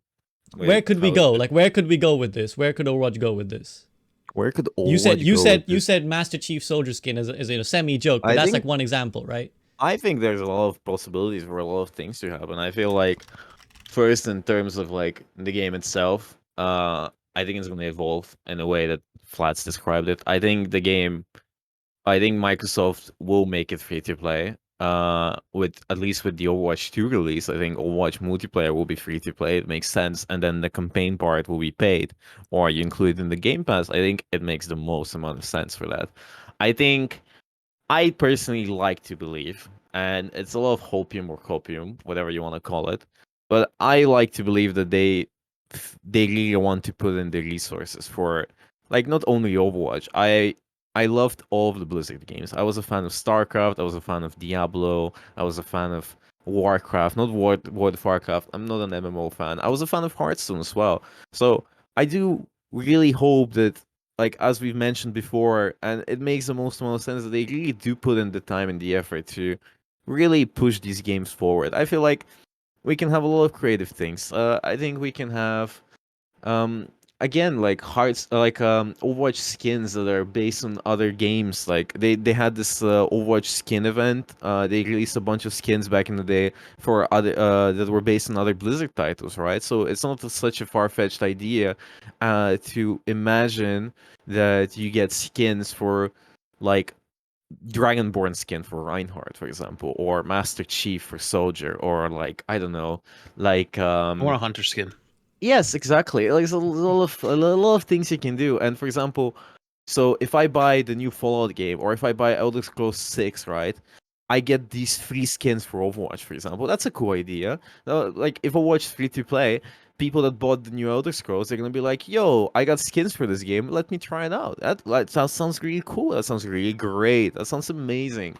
Uh, I, I, I'm hopeful. I'm hopeful. I'm wondering about esports. I'm wondering about the esport aspect. I feel like I don't. A lot of people are saying that Microsoft would just let the esports product die, but I think that esports has a future in gaming. I think esports is really young, and Microsoft realizes that. And I think if there's someone who has the resources and time and the skills to push esports even further, because if you look at Valorant, like Riot in general, their esports scene is crazy good. Even Dota has a crazy good esports scene, and it's so exciting to watch these games. And Overwatch League has the potential, and Microsoft, I don't think they're just gonna abandon it. I don't think they will just leave it behind. People are scared they're gonna leave it behind. I don't think so. I think really Microsoft sees the potential in esports. It's such a young thing, and people are already making so much money from esports. Like compared to football, which is, I don't know how old football is even, like 100 years plus. You know, probably more, dude. Like I'm talking about. American or Europe? I was talking about soccer first, so I don't know Look, about us Europeans, football when much. we say football, Yeah, we we want say we mean the football. real Can of shit. worms, By the way. Exactly. So I I have was no dog thinking. in this fight, but just Yeah. Yeah, It's I alright. don't know, but these sports are so old, so of course they're so popular. But now with our generations, right? Like my generation, almost everyone has played video games. Almost everyone has watched League or knows about Dota or like played these games. Or I've even had like grouping up with people to watch like League esports or something. Like it's fun. And as we grow older and we have less time to run League and we see these teams and these new things like these new esports, these new tournaments, I feel like we're gonna replace all of these old sports with esports more and more. And the next generation is going to start watching more esports because their parents are watching esports. That's how it starts usually. That's how we started off watching soccer and other sports because my parents are watching it. Like we would watch the world championship, the European championship for soccer. And I feel like a lot of more kids in the next generations are going to get more and more into esports, and I think esports is really going to explode in the next like 10 or 20 years. So I think Microsoft would really want to invest in that and make a lot of money from it because they can be on top of the game. It's going to be so easy for Microsoft to promote it as well. They own 90% of our like PCs, so the people watching here, most of you are on Windows, right? Like uh, and like there's iOS and Linux, of course. I work with Linux because I'm like I study cybersecurity, so I don't want to sound like, oh, Windows is the most popular OS ever, but the Windows is one of the most popular OS when operating systems for the average consumer, right? So it's going to be so easy for Microsoft to promote esports. They can promote it on the Game Pass. They can add, remember that Overwatch League thing where you could subscribe to it and watch every player's POV or something like that. I don't remember what it was exactly. They can include it to the Game Pass. They can promote it on the Game Pass. They can promote it on even like there's a news tab on the bottom right on a lot of the Windows machines. There's a news tab. If you click on it, maybe there pops up, Overwatch League is live. Watch it now. There's so much potential.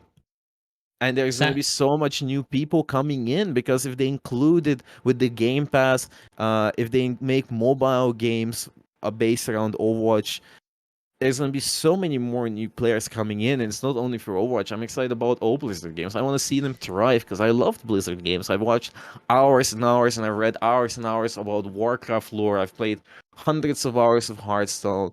I grew up playing Diablo 2 and I grew up playing StarCraft in my in my after school. I would play StarCraft and I was so happy and it made me so excited. I want to have that feeling again because it feels so barren looking at all these games. It's like, I don't know how to explain it to you. It's like having a bunch of cool friends, like when you were children, you have these really cool friends that were really excited and they're happy and they used to have a really happy life, and they were excited about life and so much potential, and straight A students, and then they found heroin and they got addicted to it and now it all went to shit, and you're looking at them and you're just hoping for things to go better, but they never do, and then somebody comes along and they finally give them the hope and help they need, and maybe they will no longer be addicted to this heroin, and maybe they will finally clear their name and go to the right way and finally realize their potential and future. And that's why I'm hoping because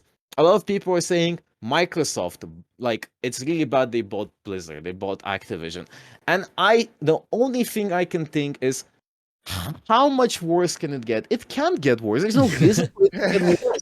It can't. Well, it's certainly true. It's certainly true for Activision Blizzard right now. It's as low as it's gotten for them. But I wanna ask you, Sam, and Flats as well. You can chime in. But we're speaking Overwatch League. We're speaking skin tie-ups. But I think even bigger scale than that. I know, Sam, you're a huge fan of the animated shorts, and that's what got you into Overwatch.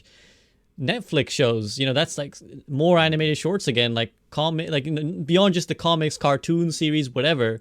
That world is untapped still in Overwatch, right?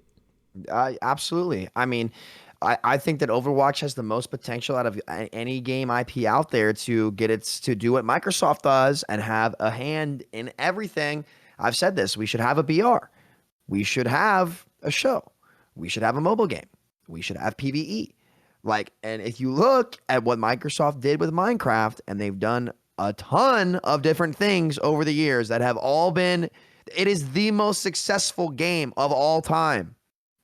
And a lot of that is because, Johnny, don't you say Fortnite, you little rat. It's just freaking idiot over there. It has a higher net worth. Sold the most copies ever. Yeah, it's sold the most copies and has been dominant in this industry longer than any other title. And it's been almost 10 years since Microsoft bought it. And everyone back then, literally, I remember being on Mineplex the day that acquisition happened. It was, I believe, the fall of my senior year. It was the fall of my senior year. Minecraft's dead. It's over. Minecraft's going to die. They're going to ruin it. They're going to take over. Literally, picture perfect. Same exact arguments that we hear today. And for 8 years, they put love, care into the game and the ecosystem, as they do with every single one of their products. And the game went from, having a couple down years right after to right back to the moon. And even now, we have a realm going with my roommates and all my boys, and we go on there and we have Wild Wednesdays and we all just grab a beer and sit down and play Minecraft all night. That's all we do. And look, it's going to be overwhelmingly positive. I can't say this enough. And I really do expect Microsoft to really flesh out Overwatch as an IP in ways that, the reality is, there's only so much Activision Blizzard can do. There's only so much EA can do. There's only so much Riot can do, because they're not tech giants. Microsoft is a tech giant. Yes, that is true. They can do so much more than anything that was possible beforehand. And I think that's really important, given their track record, which is flawless in all of game design and ecosystem stuff. The only L they took was Mixer, and that's because they tried to get into the social media scene 10, 15 years too late. Like they realized like, dang, we can't win this. But wait a minute. Who was it that knocked IBM out of business because IBM told them that no one cared about software, everyone cared about hardware, in the all-time worst business decision of all time, worse than BlackBerry, right?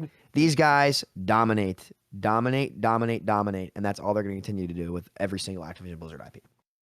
Flats. What was the question again at this point?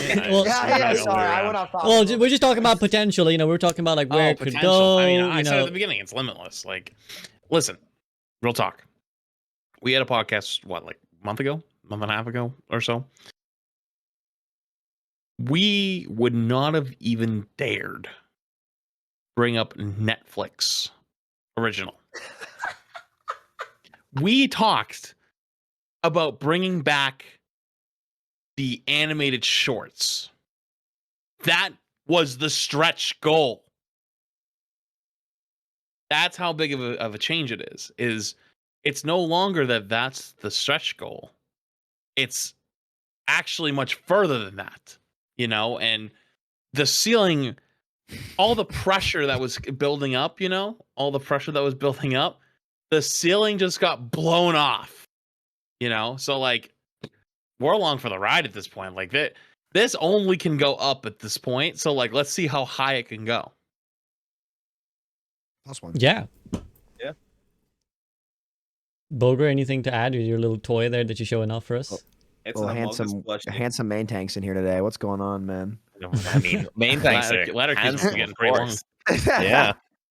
Hey, I'm just saying, I want a Reinhardt Dragonborn skin, and every time you hammer down, it's so cool. You can do so much. Imagine that in PvE. Oh my god! Like Ryan gets a shout ability, and he just literally like they do a crossplay, and like how different characters have different alt voice lines. Yeah. Ryan's just Fus. I know my buddy Blake, who's like a Ryan player, would love that. That'd be so much fun. I can't even. I don't even want to. It's really cool because it's like a part of gaming culture. They own gaming culture. Like how do I say it?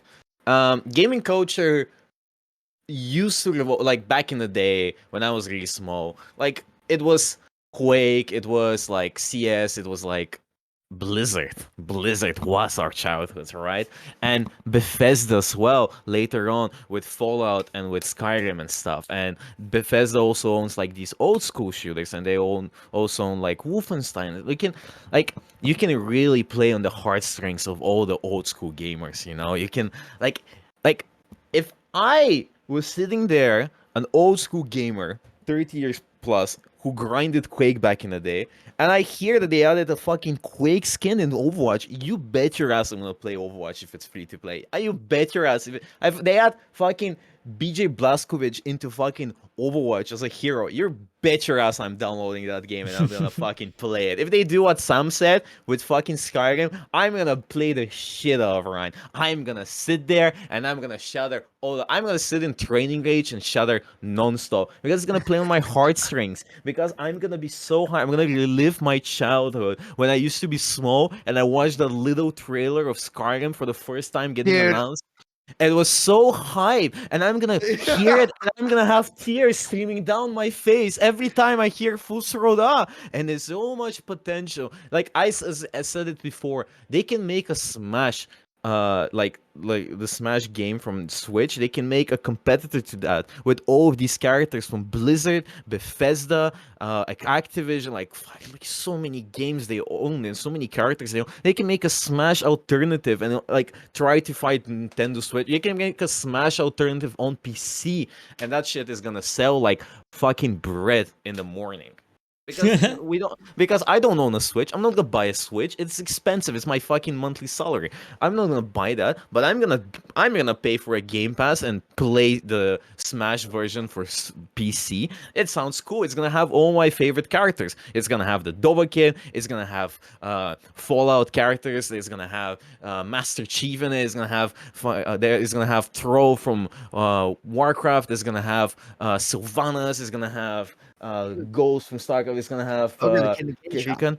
Yes, there's so much stuff you can do. So of course I'm excited. I think it's exciting. I think we should all be excited. And a lot of people criticize us. I'm watching the chats of everyone because I'm not streaming. A lot of people criticize us for basically being only positive for Microsoft. But for the people that know me, I'm not a always positive person. I'm pretty realistic with things I say, and I don't see anything bad in it. I genuinely don't see anything bad in Microsoft acquiring Activision because I'll say it, and I've said it multiple times. I don't like Activision, and I like Activision because kind of ruined Blizzard for me for the last 10 years, right? And I'm really excited because it's a change, it's something different. There's so much things that can happen, and I don't see anything bad. And every single criticism that I've brought to the podcast and we talked about, and it has been dealt with. We've talked about it being PlayStation inclusive, exclusive. We've talked about like the Game Pass. We've talked about this and that. I don't believe Microsoft is gonna screw it over. I really don't. You know, like Microsoft is a tech giant. Well, look at the state of where things are right now, right? Like we're under multiple lawsuits. Everybody fucking hates Activision Blizzard. No one wants to work with Activision Blizzard.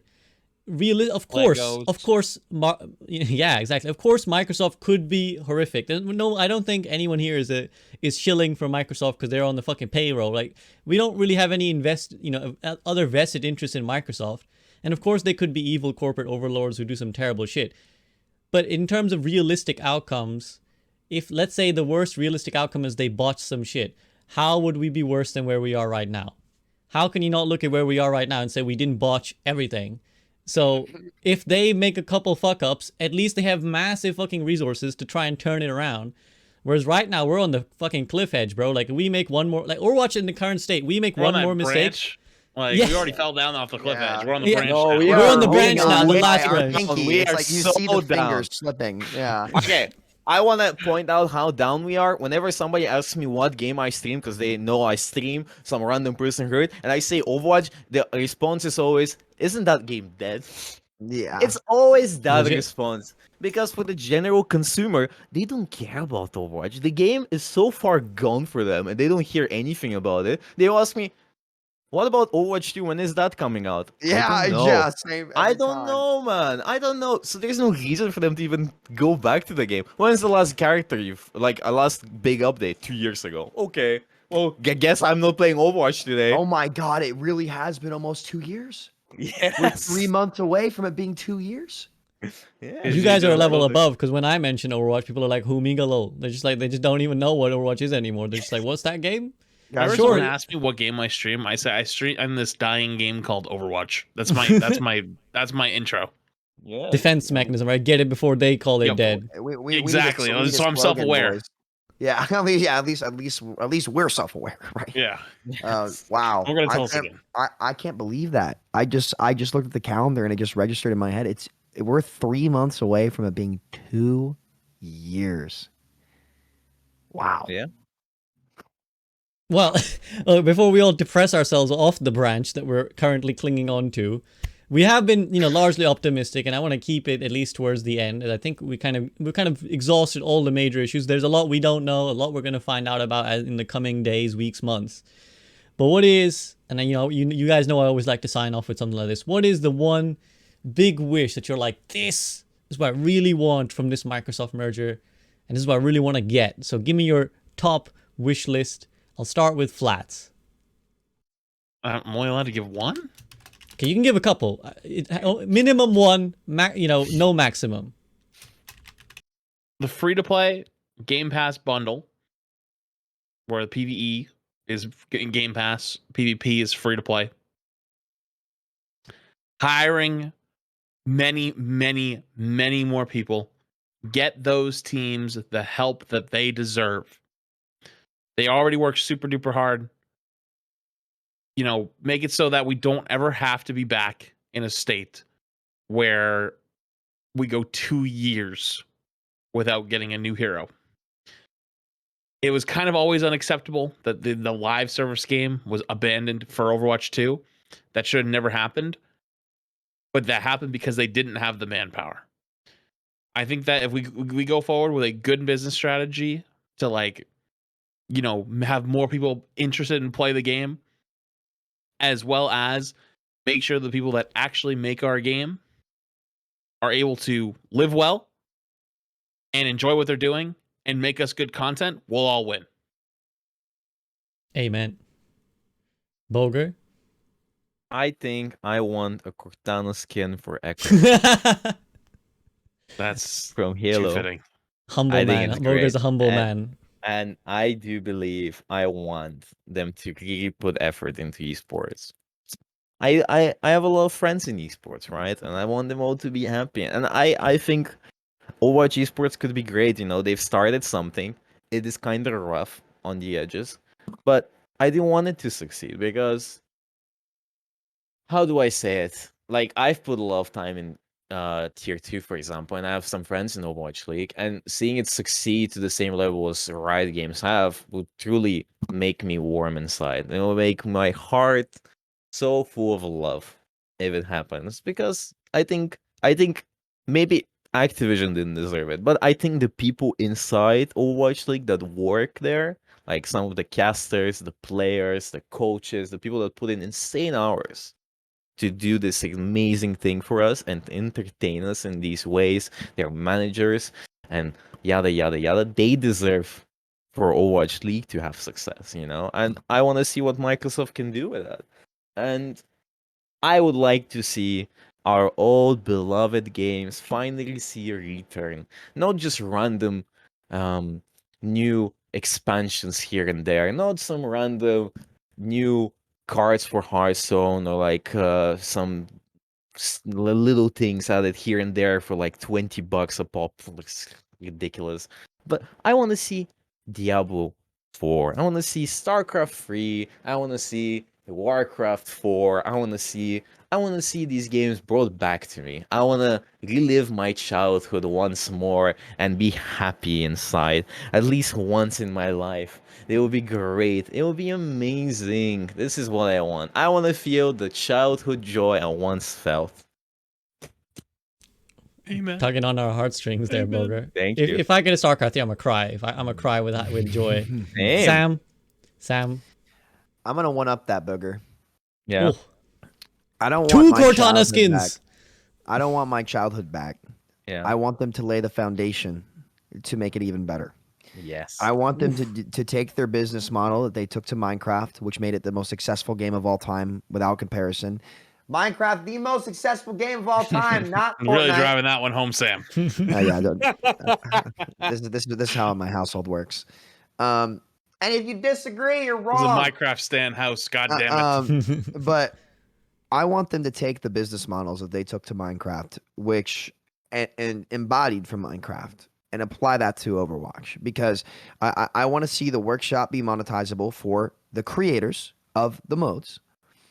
In sense, they could sell skins, they could sell map, they could do whatever. That obviously cosmetic things only, not gameplay stuff that would affect gameplay. But I want to see them blow the lid off Blizzard's desire to micromanage everything and not empower their community. Even more so, you guys want to know how serious I'm about this? I'm asking for this over deleting Brig from the game. So that's how important it is, because if you want to successful Wait, you got to catch 22. You know that deleting Brig from the game would be a part of that anyways. Okay. Actually, you're probably right. Did you say? Never mind. Okay, Got him. Got him. But regardless of that, that's not where I was going with it. But regardless, you know, the business model and approach that I was lucky to see firsthand from Microsoft about how they approached Minecraft, which was brilliant. If they do the same thing with every single one of Activision Blizzard's titles, we're looking at the dynasty of all dynasties. And it's not in a monopoly sense, in the sense that they are just going to make that many good products over and over and over and over and over again. And we just get to enjoy the ride.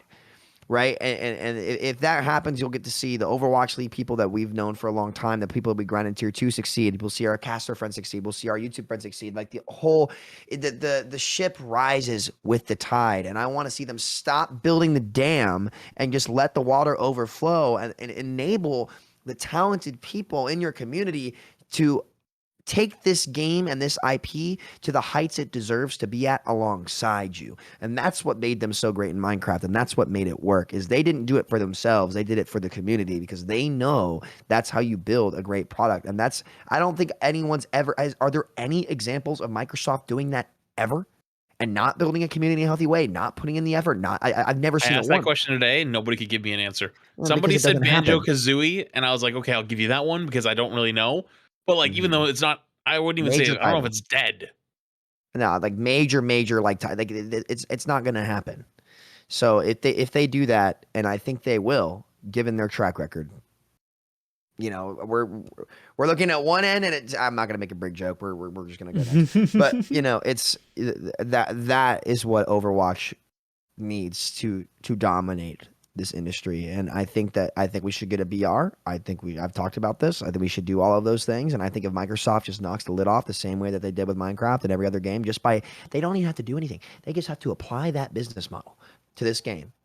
Boom, boom, it's over. That we're talking years and years and years of dominance and excellence, and that's what the creators of Overwatch, who are no longer at Blizzard, deserve. That's what anyone who ever had this IP means something in their heart deserves that. And I think they all, while we all are probably pretty bitter now, I think that as time goes on,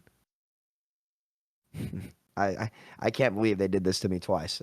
First they did it with Minecraft, now they're doing this with Overwatch. Man, this time I'm staying on this shit, and I'm pretty damn harsh at Blizzard. I'm very real about stuff, and this is a ship that you want to be on. Period. End of story. No doubt in my mind. No doubt in my mind. Let's be the one that everyone's jealous of and wants to be a part of. What a feeling that would be. And I can't wait because we never jumped. So I'm ready. Our redemption story. It starts today. Today, like we all kind of joked about how the creator call that was last month was the day that Overwatch was saved. This is beyond our imagination. It's unbelievable. It is just far above beyond the scope of what we could have thought, I think. And I think I just want to, concur with Sam and add my own take, which is just, I just look forward to a change of emphasis. Because I was just thinking about this while you were talking, Sam, that I think a lot of younger gamers maybe don't even appreciate what it was like in like the 2000s and what Blizzard was like, right? Like Blizzard was it. I was talking to someone earlier. I was talking to Violet actually earlier today. Violet's in chat right now. And I was talking to Violet, and I grew up loving every Blizzard IP, right? Like Warcraft 3, StarCraft, Bogur's not. I know Bogur knows this because Bogur was the same, right? I grew up on Warcraft 3 custom games. Do you understand? Dota 3.7, Dota All Stars. So that was much custom my games. Shit. That was my life. Run, kitty, run, tower defense. I played all that shit. Yes. I played all that shit all day long. That was it, right? And you knew back then, if you were a kid playing video games in the 2000s, you knew Blizzard was it. There was never going to be a Blizzard release that wasn't top tier, that wasn't polished, that wasn't the game to play. And we've kind of almost forgotten that because we're so far down this line. We're so kind of beaten and bruised and ragged that we've kind of accepted this reality where we're the bottom of the pack, where we're the shit left in the dumpster, where the leftovers or the stray cats are feeding off of. But there's a chance. Sorry for anyone who's eating.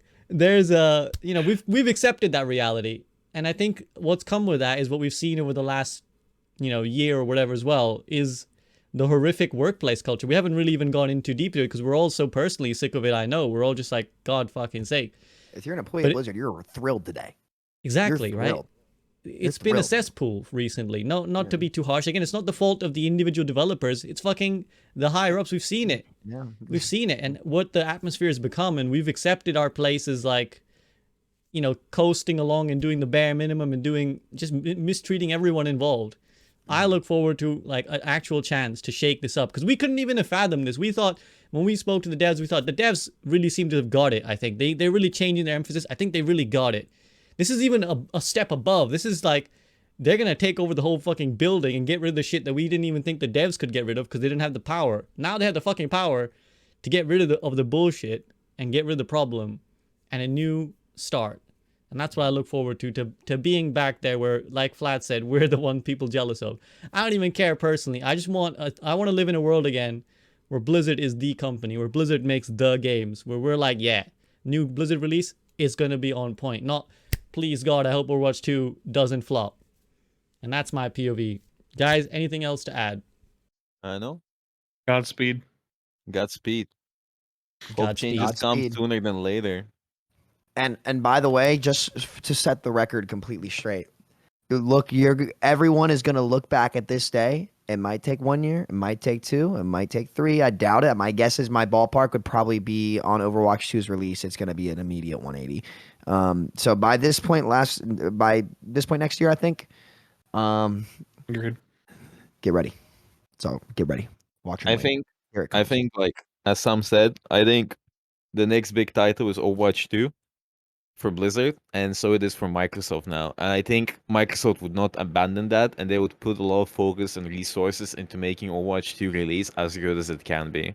And I know it's a lot of hopium and copium, but it just makes sense financially because I don't see them investing 70 billion or whatever they invested, buying the company, and then just scraping off Overwatch 2 and then forgetting about it, especially when half of the job has already been done. Like, it's not like they have to start making it from scratch, you know? They need to finish it. They need to make it perfect. They need to fix the bugs, maybe add a good anti-cheat system. They need to promote it good. And they can promote it so well. And I think they have their sights on Overwatch 2 and then Diablo 4, and they can do so much good with it. I am hopeful. I rarely am hopeful about these things, but about this, I'm hopeful. Because just from a business standpoint, it just makes sense. It doesn't make sense for them to fuck it up. It just makes sense.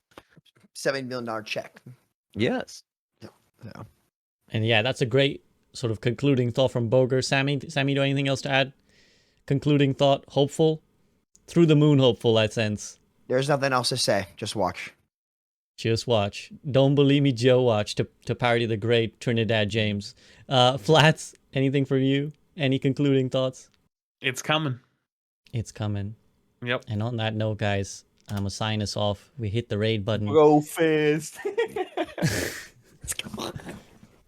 Flats, Get kick it, your man. ass up here. Get Come Flats. on. Let's go.